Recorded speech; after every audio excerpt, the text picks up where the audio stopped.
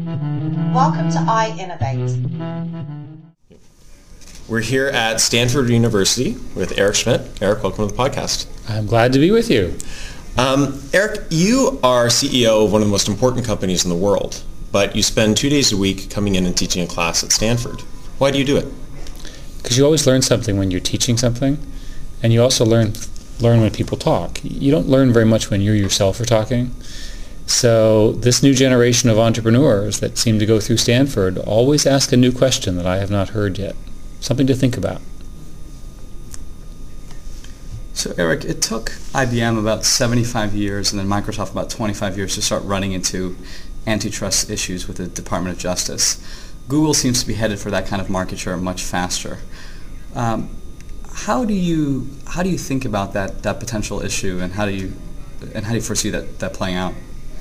I'm not sure I agree with the premise of your question. Antitrust is a legal matter and something which has a lot to do with the structure of markets. The internet is a very open, very, very dynamic framework that's global. And it's not obvious that the kind of dominance that Microsoft and IBM had in earlier technology markets will become the norm in information markets, which is what Google is in. We answer the question more broadly, which is the question about market power and role, by saying that we focus on partnerships, we're focused on end users, and we're focused on the free and broad application of information. We also have rules such as we don't trap user data, and we let users own their own content. And the sum of that, we believe, is a good answer to the general question of market power, antitrust, etc. Eric, you've been a leader in the Valley for a long time now. What strikes you as different today than in the past about the areas of innovation and entrepreneurship? You know, it's funny that every generation thinks that they've invented cold fusion, but every previous generation did too. And one of the rules about innovation is that it's a constant process. The innovators today are not different. They're just innovators now, as opposed to innovators from 10 years ago or probably 100 years ago.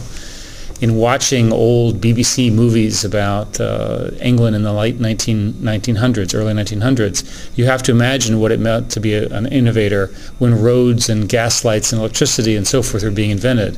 It's the same person, it's the same type, it's the same economic sense of leverage, it's the same passion that drives innovators. The Valley is fortunate that these cycles are almost perpetual here, and the innovators are drawn to both the culture and I think the good weather. That's why I came out here. I wanted to ask you to comment on, Ray Ozzie recently made some comments about Microsoft, their data center construction being a big competitive advantage. I wanted to see how you think that what Google is doing different from what the competitors are doing in sort of that data center. Well, Google by any measure is much more capital intensive than our competitors, and we're much farther along in the build out of data centers. So without commenting on a competitor's quotes and positioning, let me say that in an internet market where you deliver your services by computers with spinning disks, we have a competitive advantage because we have the cheapest and most scalable such architecture. We hope that in the course of innovation we will be able to build products which are almost impossible for our competitors to duplicate because we've simply learned how to implement them at scale. The internet is a scale business, and running large internet scale businesses is very, very difficult with all the challenges of staying up, dealing with spammers, dealing with other access problems. And we believe we do it best in the world.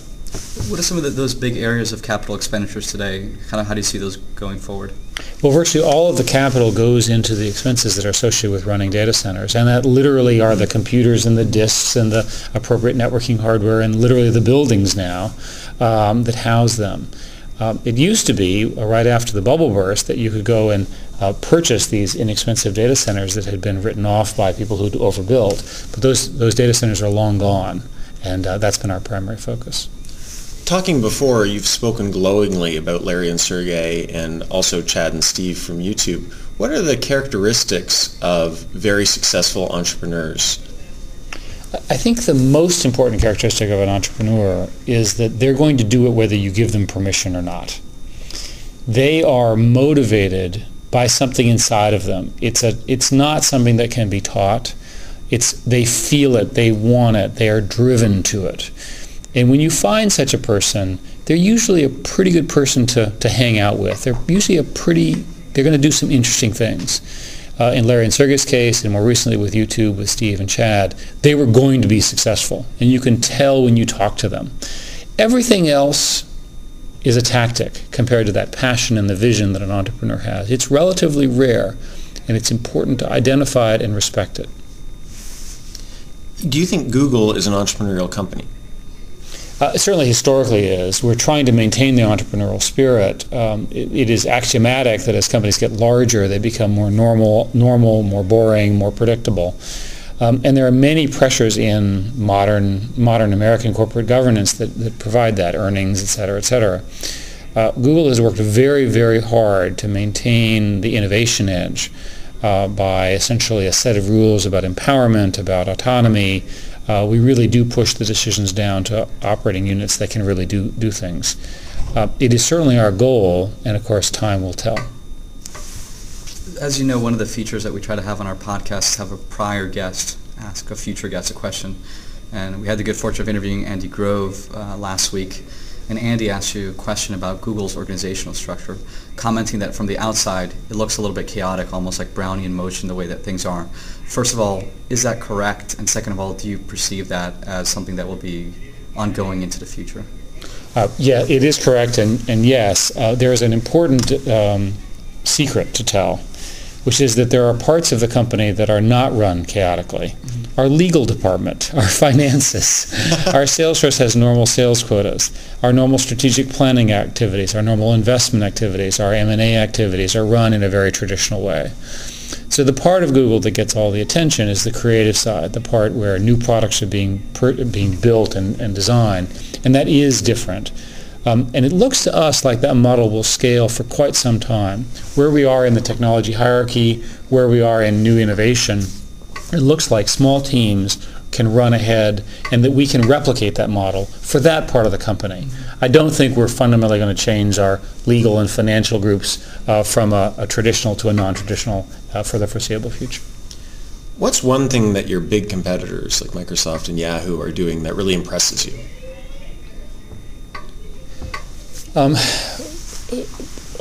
The big competitors we face are well managed, and they are innovating in spaces that we don't innovate, and they're using their strengths there in ways that we can't or choose not to. So in that sense, I think their execution is impressive. All of the successful companies have faced challenges. It's worth noting that the very large and successful technology companies have faced challenges that Google has not yet overcome. For example, the transition of executives over time, which has not yet occurred at Google and hopefully will not occur for a long time. The maturation of the shareholder base, the maturation of customer bases, the maturation of the brands. So those are challenges that we will face in the future, and of course we intend to overcome them.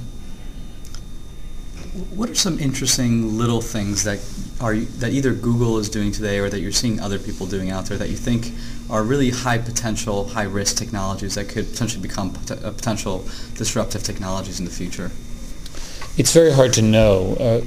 Google is organized under the principle that we don't know which is the killer app, but we're more likely to be the inventors of it because we have so many initiatives around it. The ones that are the most interesting are all around new technologies around, for example, automatic translation, the use of mobile technologies in new media, and of course the adoption of video broadly. From a revenue perspective, we have many technologies that we're applying in advertising, and the deployment of much larger advertising systems and going into these large businesses that have not been automated and automating the advertising business. So for example, in television and radio and that sort of stuff is a very large opportunity. There's a lot of very clever ideas in those spaces, and a lot of new companies will come from them, not just at Google, but all over the infrastructure to build them out.